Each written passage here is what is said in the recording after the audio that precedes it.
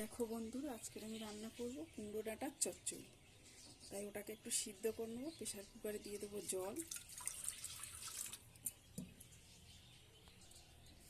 কেটে রাখা কুমড়োর ডাঁটাগুলো দিয়ে দেবো।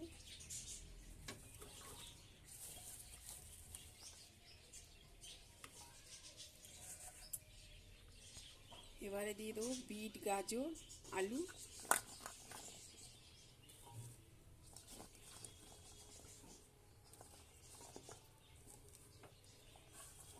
এগুলোকে দিয়ে দেবো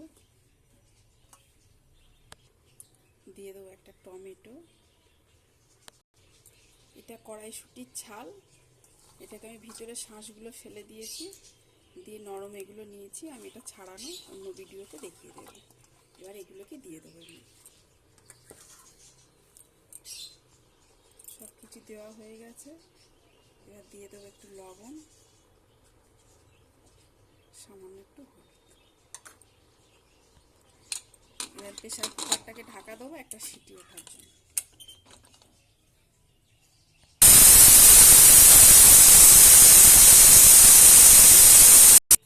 এবার এটাকে খুলে দেবো।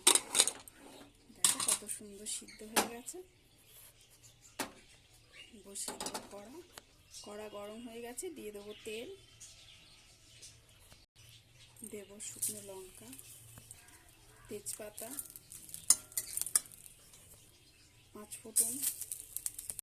এবারে সিদ্ধ করে রাখা সবজিগুলো